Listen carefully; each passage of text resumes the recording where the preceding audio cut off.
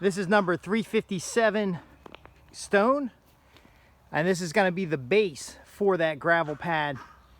It's about a 2-inch rock, and they're not sifted, but it's basically a road base.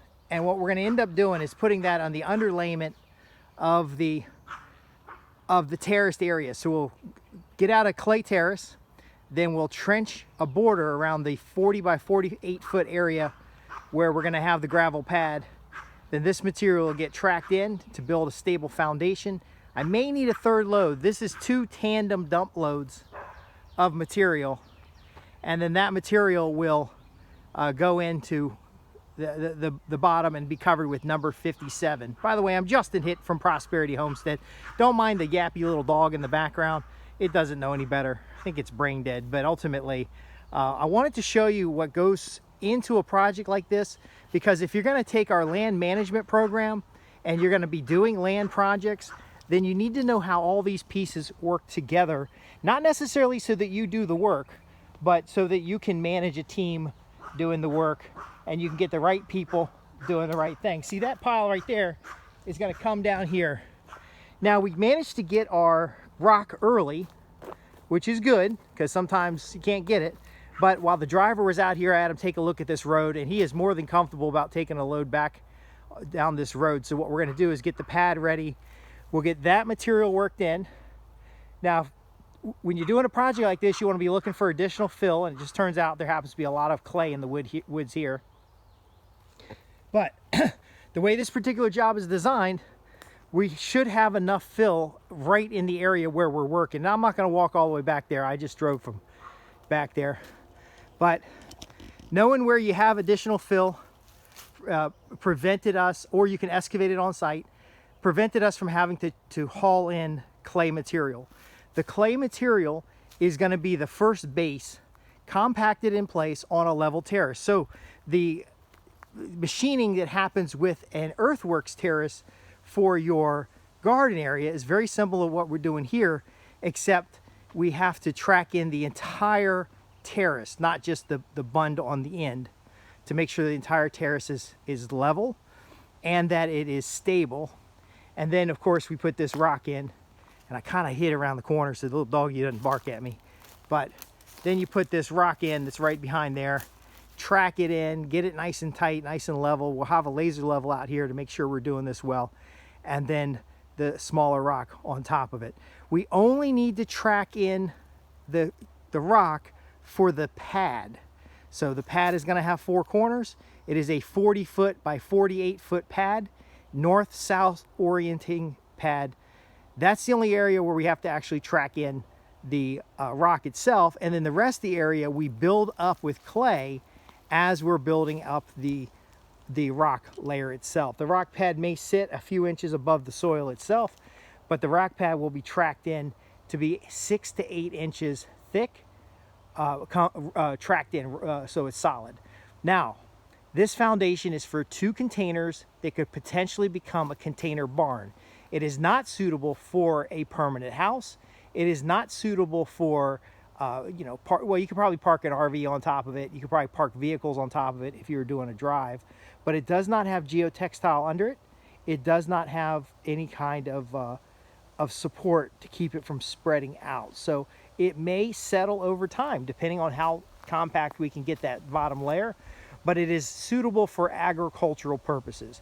It's going to make a fine pad to put 2 containers on, and then maybe put a pavilion over top of that to turn it into a container barn. But it's important to understand your long-term uses. That's why we talk about our plans, because if we were going to put a house here eventually, we would need to bring in that clay that's right here, and we would need to bring in some compaction equipment and significantly more rock in order to get a home pad in place. You have to know what's okay for you to do versus what's okay to get a contractor to do. This pad that we're putting in, 6 to 8 inches of gravel, is suitable for a pole barn, not a barnuminium. So we can get a nice little pole barn going there. We can store feed. We can store, some equipment under cover. You're not going to want to put animals on top of it because we need the rock to be porous in order to have airflow, and that's why we're choosing the larger 2-inch rocks and then the 1 1/8 inch rock. So it's a number 357 and number 57 rock, so that we can have some airflow under these containers to keep them from getting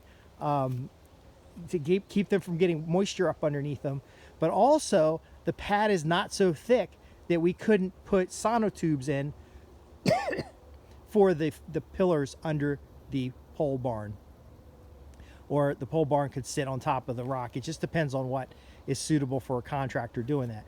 Now, if I do a timber frame building on top of it, I still may want to have the sonotube in to get below the frost line. See, this whole pad is going to be 6 to 8 inches of rock, and then probably 12 to 18 inches of compact material underneath. You don't pull a heavy truck in on top of that and park it. You have to spread that weight out. But again, that's not suitable for putting a house on it or for putting a lot of weight that is in a small area. We're spreading that weight over an 8 foot by 40 foot container, and then we're distributing the weight over the entire pad. So it is suitable for the frame building. Now, how do I know this? Okay, well, I just called a pole barn builder, and I asked them to send me the specifications for a pole barn. And I said, well, look, I'm not going to build it right now, but I'd like the specifications because here's what I'm doing. We spent 15 minutes on the phone. I understand their process better. I understand my process better. And now I can drop the 2 containers early, phase 1, on a pad that's suitable for the next phase, which is phase 2 of putting a pavilion over top of the containers, suitable for phase 3, enclosing 3 sides or 2 sides of the container of the timber frame or the pole barn, in order to have a nice barn shelter. So I can pull a piece of equipment up under there. I can pull a car under there if I need to work on it. I can have that open space on the bottom floor to move around and do things. And then it'll be suitable for a loft, which we can store hay, feed, tack, other things that are necessary to care and feed for the animals. Now understand, folks, it is a 40 foot by 40 foot space because the 2 containers are 16 feet apart. So that is a very large second floor on a building. And so I can have a multi-use space. We're thinking about a little karate dojo up there. We're thinking about having the balconies open so you can sit out and look at stuff. And then, of course, a quick hoist to get hay bales up there or loose hay that we've cut on the property for the goats. Now, the goats are going to love this kind of stuff. You know, they'll be up inside of here, so we're going to have temporary fencing and storage for fencing. And so one of the containers will have storage for fencing and chargers. Most of our fences will actually be out in use on the property, but the other container will be somewhat climate controlled so that we can store feed, medicine, that kind of stuff for animals. Do you see how this works? So we got the rock here. That's one part of the project. Once that's in place, then we'll know how to get the electric from the permanent power to this particular barn. From there, we might have some pedestals out so that we can hook up the travel trailer periodically, but we can also hook up our waterers in a paddock area so that we can bring the animals into a safety enclosure where they'll have water that can get, in the winter, can get heated. And then, of course, they'll be outside of this pad. Now, why does this pad have a trench around the 40 by 48 foot area where the rock's going in? Okay, so that outer trench is actually so that the water can drain deeper into the soil rather than pool and run off, because we did pack clay underneath. If you can think of other questions you have below, we are putting together these kind of farm management, land management, project management series. So I'm teaching the project management side, and then the nuances of whether you're putting animals on fields or you're building buildings like this. I'm going to bring in expertise that'll help you with this type of thing. It does get very expensive if you don't know the basics. And that's, again, why we're doing the podcast, why we're going through these details. It can get extremely expensive. Like, so for example, dumping the rocks here means we have extra work to get the rocks from there to all the way in the back. However, we needed to get the rocks out at all because we didn't know how long the turnaround was. But we got feedback from the operator running the dump truck, and now that we know he can dump right on site, we're going to plan differently, and that's going to save us 4 to 5 hours of moving rocks around. Now we dump the rocks in a location where there will be a little parking area, and it's right next to a road that already has this kind of rock in it. So while the rocks are sitting here, if we can't scoop them all up off the ground, we're not hurting anything because we're going to park cars in that spot right there. Another factor you want to consider is when you get this kind of feedback and you start to understand the pricing of things, you want to cash reserve your money on the side, okay? Because there's nothing worse than getting halfway through a project and not having the money to finish the project. So now that I know how much this rock cost, and it's going to vary in your location, we just happen to be very close to a quarry that get the rock. We just happen to know operators that run up and down past this location 6 or 7 times a day anyway. But the rock was still, it wasn't free. Well, we now know our cost there, and then I'm going to go home and redo the budgets. Now, one of the things that I can teach you, because I have project management experience, I had a portfolio of $35 million of storage installations in a corporate IT environment, and we were managing, you know, as we get them installed, new ones would come online, gathering the requirements, understanding the pricing, building out your models, understanding what should be in phase 1 versus phase 2. That's the strength area that I'll help you with, because these rocks aren't hurt anything being here. It doesn't cost us more to have them sit here, other than the time that we talked about there. But now we can, that's not an unusual amount of time. That was part of the original plan. But now that we've been able to get a little bit more information, we are now cutting out a large chunk of work, and we'll have the site prepared in the back here for the dump truck operator to come in. And I pre-cleared that with the operator. And now a different operator might be different. So you got to be mindful of these things, because we do have backup operators for all this stuff. We have, you know, the rock specification you need to know that before you call them up, because they might bring you a different kind of road base and it ain't gonna work, because this type of gravel pad needs drainage. But that's what we're looking at here. So again, if you have questions, go to the bottom. If you want more details for this series, we have been doing other recordings. We have a workshop format where we can just get on and Q&A.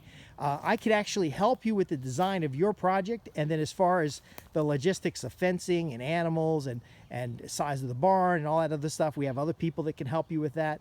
But there's a misnomer that you become self-sufficient. And I'm just going to leave you with this. You could do it all yourself. You could go buy a dump truck. You could drive the dump truck and have them fill it up with rocks, and you can come dump it off here. You could buy an excavator. You could buy all the equipment that you need, and you could operate the equipment. I don't doubt your capabilities, but we want to work as a community, leveraging the experts in our area as much as possible, because we need the relationship more than we need the satisfaction of getting the work done ourselves. It doesn't do you any good to be working on your house for the next 5 or 10 years and then finally get it done. Or even to the case, and I don't want to be rude here, where by the time you get it done, you don't get to enjoy it. So that's why we're talking about the project management. I don't doubt you're technically capable of doing it yourself. I don't doubt that you could do it better than the next guy. What I do doubt is that the time frames will allow you to put these projects in place. If I'd have done this project before COVID, or even during COVID, this particular project might have cost me half the original price.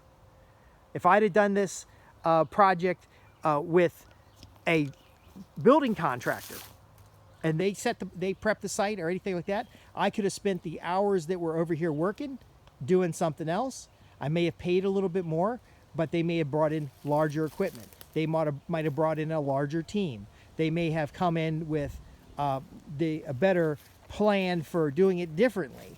And so we don't know how things would turn out, but that option, having that option on the table, having that community, that network of people, being able to call up a buddy and saying, hey, I need some rock, who should I call? And they know who to call because they have experience.